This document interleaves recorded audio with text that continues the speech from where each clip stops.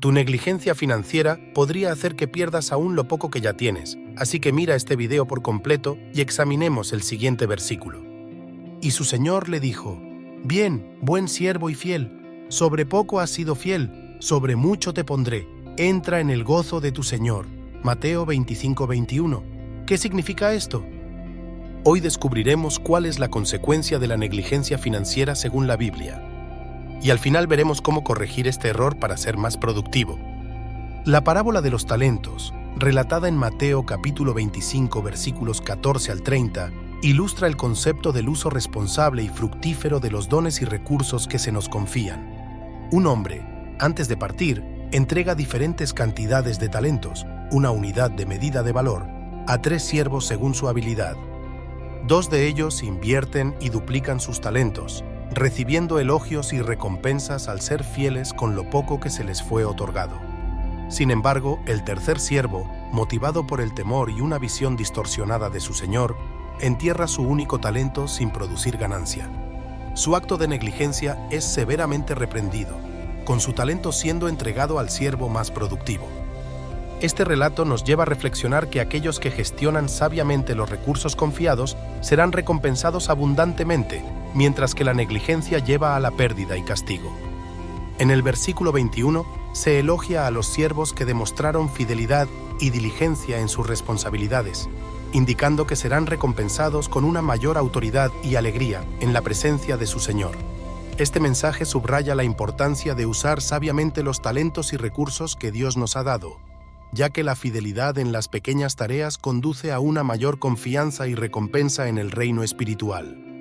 Aunque estamos hablando en este video sobre el aspecto financiero, debemos tomar en cuenta que la capacidad de cada uno de los siervos fue la razón para poder multiplicar los talentos.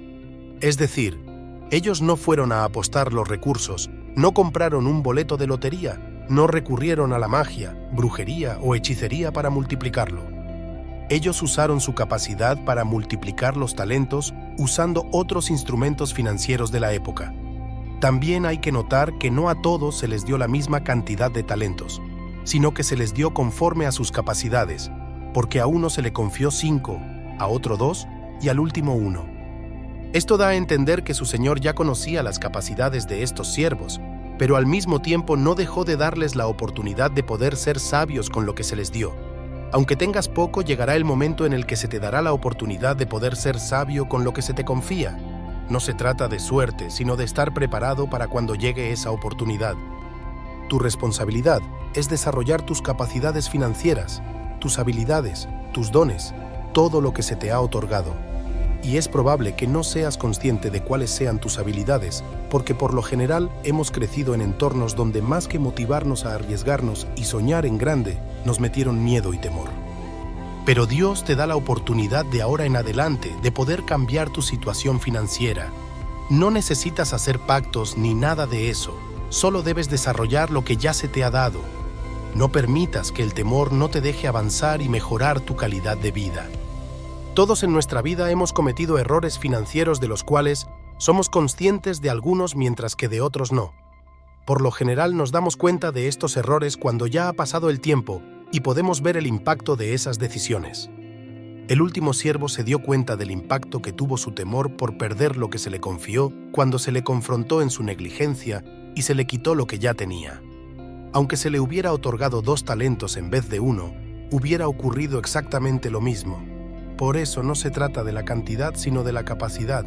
Si en lo poco no eres responsable, en lo mucho tampoco lo serás.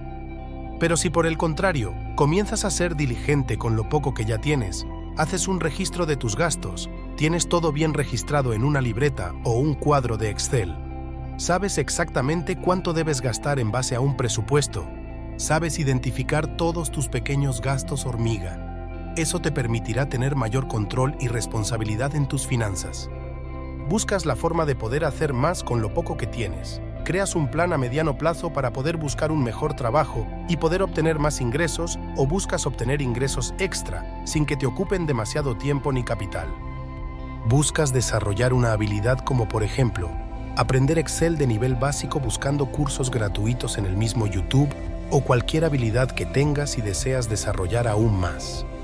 El solo hecho de estar al pendiente de buscar nuevas formas de administrar tu dinero te hará notar oportunidades y aprovecharlas cuando estén delante de ti, porque no se trata de trabajar más horas, sino de trabajar inteligentemente. El Señor le reclamó a su siervo negligente diciéndole: «Siervo perverso y perezoso, si sabías que cosechaba lo que no sembré y recogía lo que no cultivé, ¿por qué no depositaste mi dinero en el banco? Al menos hubiera podido obtener algún interés de él». Nueva traducción viviente. Este principio nos enseña que, como administradores de los recursos que Dios nos ha dado, debemos ser proactivos en buscar oportunidades para hacer crecer lo que se nos ha confiado.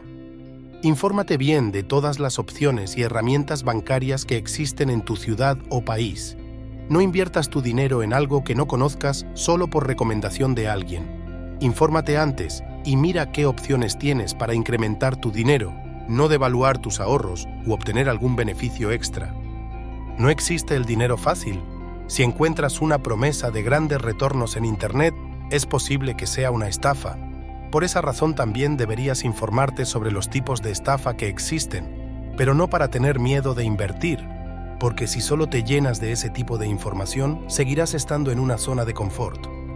Por eso toma un cuaderno y toma nota de toda la información financiera que encuentras, y aunque no la entiendas a un inicio, con el paso del tiempo irás comprendiendo varios temas más complejos. Pero si nunca empiezas a educarte financieramente, perderás incluso lo poco que tienes por tu negligencia y falta de información. La educación es cara, pero es más cara la ignorancia. Identifica cuáles son tus temores y miedos que no te están dejando avanzar y arriesgarte para mejorar tu situación financiera. No debemos ser pasivos ni temerosos en nuestras decisiones financieras. En lugar de simplemente mantener nuestros recursos sin hacer nada, debemos buscar maneras sabias de invertir y hacer crecer nuestro dinero.